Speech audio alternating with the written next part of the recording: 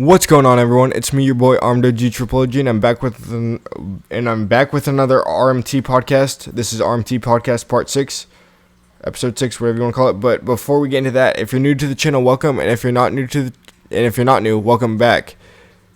And if you like what you see, please consider liking and subscribing. It's free and it will majorly help me out. Think of it like a good deed, if you will. Anyways, my last RMT podcast, I talked about how God sent down an angel to wipe out an Assyrian army. I still don't know how to say their name. As well as this guy who was an atheist who said he was so confident that the Bible and everything was fake that he was going to prove it, and he set out to prove it, and then he came back a believer because there was so much evidence saying that it was all real. But that was last episode. So this episode, I'm going to talk about. Actually, I don't really want to say what I'm going to talk about because then you guys will be expecting me to talk about it, and then I might forget, or the video might go down a different path. Because like I said, when I make these videos, I don't read from a script, so I just kind of go with the flow. But I guess I could start out by this might make a decent amount of Christians mad, but please let me explain. And if you're still mad, then I don't really know what to say or how to help you or how to make you not mad. But yeah. Okay, so this is just my belief. And it's about the Bible. This is just my belief. And the more I thought about it, the more it made sense. So I believe my best friend, his dad told me this. His dad taught me about this. His dad told me about this, which is the reason why I believe. So the Bible has been, the original Bible was actually written in 3 different languages, 2 of which are dead, and 1 of which is almost completely dead. But 2 of the languages are completely dead, and one of the third language, the one that's still around, is almost completely dead. Not a lot of people speak anymore.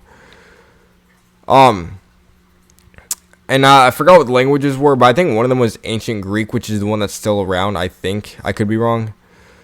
But anyways, because no one really speaks the languages of the original Bible anymore.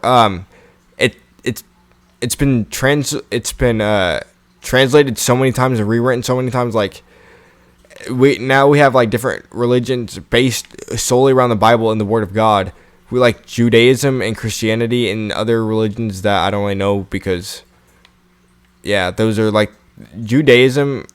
Christianity is the most popular religion in the world, and Judaism is the only other religion I know that involves God and angels and stuff like the same gods. Not the same gods. The same God that Christianity that Christianity believes in. I could be wrong. There could be more than just Judaism and Christianity. I don't know. I'm not going to say whether it is that way or it isn't that way because, like I said, I don't know. But anyways, where was I going with this? Oh, so, yes, the original Bible has been translated so many times and everything that pursuit resumes how. Anyways. And which is why we have, like, different things like the Quran, however you say it, the Christian Bible, the Christian Bible, the Hebrew Bible, all that stuff, and why different people believe different things, and why there's like different branches of Christianity. But not only that, and there's also like different versions of the Bible. And when I say versions, I'm not talking about like the Quran and Quran or however you say it, and the Hebrew Bible and the Christian Bible and stuff like that. I'm talking about like the King James version and whatever else other version there is. I honestly don't know anything else besides the King James version because that's the one I grew up on. Plus, that's also the most. That's the most popular one. That's the most popular version. Anyways, so where I was going with this is my friend's dad told me this. He doesn't think, and the more, like I said, the more I thought about it, the more I realized it's true. So everyone. You could say that everyone's view of Christianity is the same, but I don't want to say you would be wrong. You would only be like, I don't really know how to explain what you would be, but basically everyone interprets the Bible their own way, and because of that,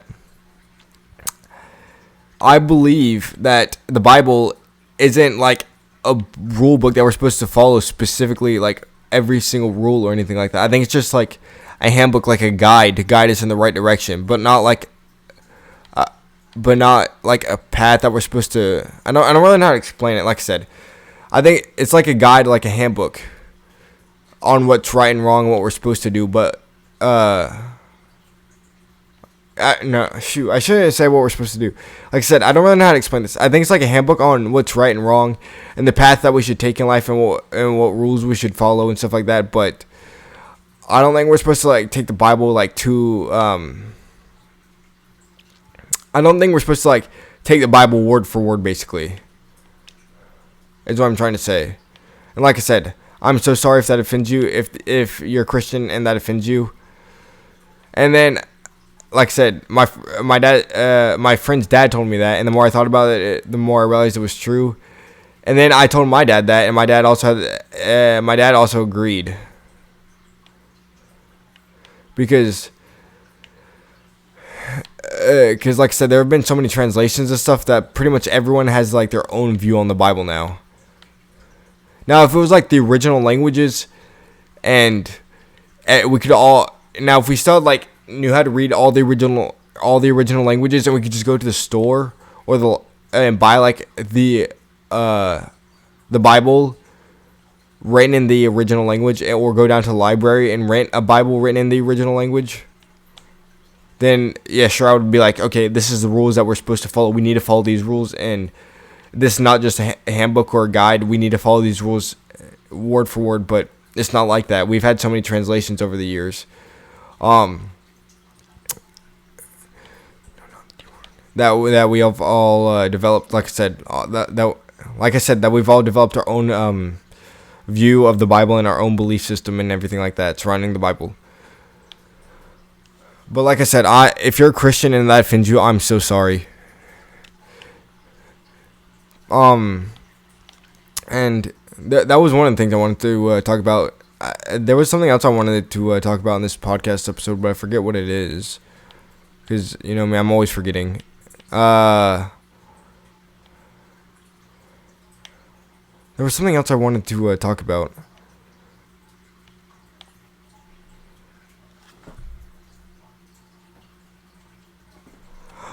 Oh, that is one thing though. That's interesting. I didn't really plan on talking about this, but I guess I can. So the story of Moses, how Moses parted the Red Sea to let those people across. I think it was the Israelites that he was getting across. I could be wrong. But so Moses parted the Red Sea, and obviously it seemed impossible at first. Blah blah blah, because a man can't control water. A man can't control water because he's just a man. But there was actually a scientific, and remember, he parted the Red Sea. There was actually a scientific survey and study and everything done on the Red Sea, and scientists discovered this extremely rare event where the sea actually parts itself, and like basically the sea does what it said Moses did to the sea in the Bible. Now the reason this fascinates me, now I don't necessarily believe that.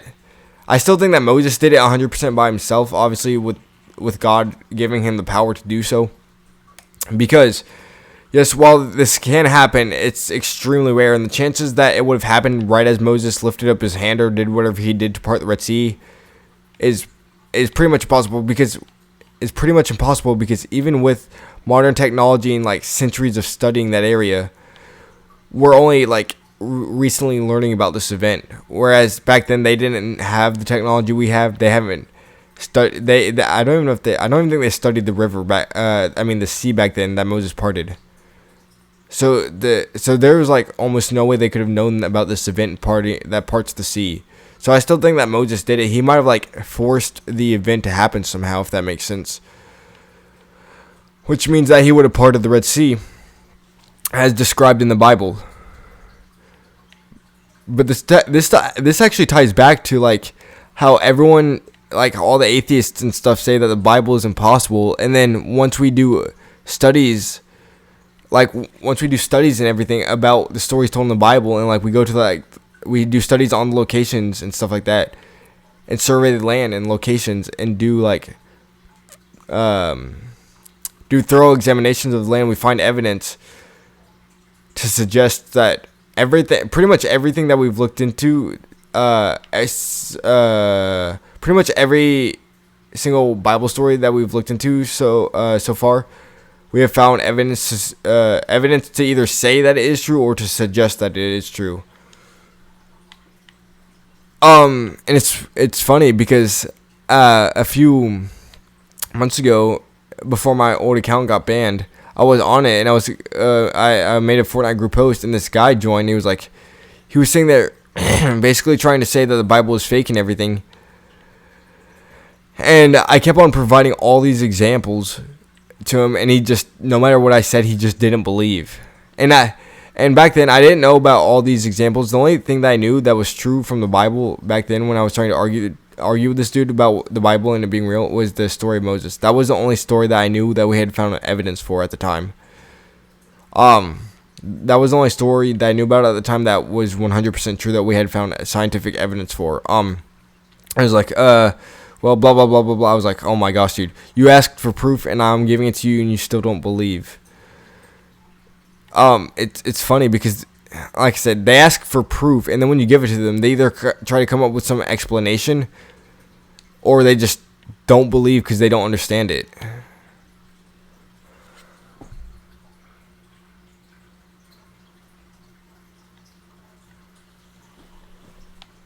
And then, I'm gonna die. Or get caught.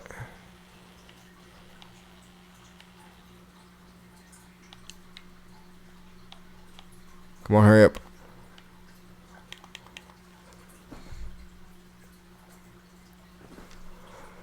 And then, there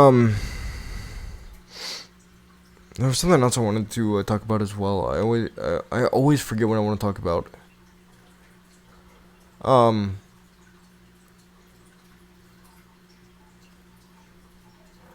always forget what I want to talk about. Well, I'm sure I'll come up with something. Anyways, I know I've been talking about Christianity a lot, and I do want to talk about other stuff. It's just that, one, I know more about Christianity than any other religion, mythology, or theology out there. And plus, because since I know more about Christianity, it's easier for the knowledge and the facts that I know to come to me than it is for other religions. And it also probably has some, and the reason why I know more about Christianity is because I'm a believer and I'm a Christian, and yeah, I don't really believe in any other gods or anything like that. But I will say there is one thing that I've noticed. So in a lot of Christian lore and everything, they talk about hellhounds. Well, not a lot of Christian lore, but in shows and stuff, they associate hellhounds with Christianity and hell and the Bible and everything. But it's weird because I actually looked it up. The origin of hellhounds is actually Greek mythology and not Christianity or Judaism or anything like that. It's Greek mythology. So that was just, I find it really interesting how, and then Christmas. That's another thing. Christmas isn't Jesus. Okay. Christmas isn't Jesus' real birthday. Jesus was actually suspected to be born sometime in the fall. So somewhere around August, October, or November. Christmas was actually originally a pagan holiday, and we just kind of stole it from them, and just so it was we just basically stole it from them. We just basically stole it from them, and we were like, "Yep, this is Jesus' birthday now."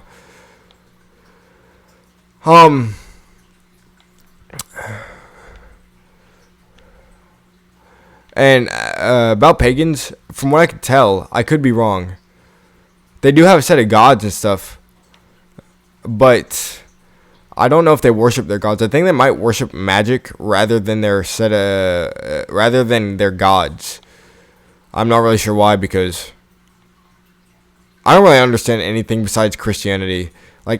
It doesn't confuse me necessarily, but some of it does, some of it doesn't. I don't really know how to explain it. Let's say okay, so I'm not really sure what created everything in the pagan mythology, slash religion slash theology, but I do know. But if they do actually worship magic, it makes me wonder why. Because why would you worship something over some? Why would you worship something else over the thing that created you? Like, it's one of the reasons why I'm a Christian, because I know that God is real and I know that He created everything, so I worship Him rather than anything else. Oh, I worship Him over anything else because He created me. He created all of us, whether we realize it or not. If we say, well, my parents created me. Yeah, well, how do you think your parents got here? Through God. God created us. He created a plan for us. He created everything about us. He created everything about us before He created us. It's hard to explain. Like, okay, so basically back at the beginning of time when He was creating everything, the days of creation and all that, He created man and all that, but He also created us at the same time. He was just waiting for the right time to place us here on earth. He created us before we were created. I don't really know how to explain it. I just hope that makes sense.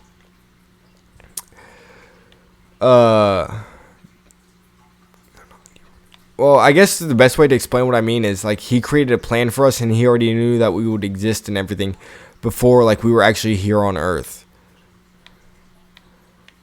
So He created us, but He did it. I always had a theory. Well, I never really thought about it. I guess I shouldn't say I had a theory, because I actually never really thought about it. I don't know why I was about to say I had a theory, but I like to believe that He created us through our parents. Like, He created us, but then He used our parents to put us here. And if you ever have kids, He'll do the same with you. He already created your kids. They're already there, just waiting to be born, and He'll use you to do it if you ever have kids.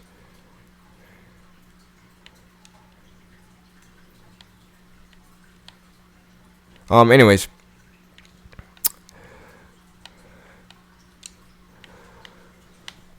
So, that's just one idea I had about all of this. And there's an wait, hold on. There was something I was gonna say. There was something else I was gonna say, but I don't know how to phrase it. Oh, there was one more thing I want to say before I wrap up this podcast. Everyone's like, "Oh, if God is real, like you say He is, then how come good things happen to bad people?" Shoot, I can't speak. Bad things happen to good people. How come He lets people that believe in Him suffer? And I have a few explanations. My favorite one is God works in mysterious ways. The most popular one preached, the one that people don't really care about because they don't understand. But it's true, God does work in mysterious ways. My second idea, theory, whatever you want to call it, is, my second explanation is, well, not one. You have to look at the bigger picture. What if something bad happens to, like, let's say there's I don't know. Let's say if there's a set of twin siblings, right?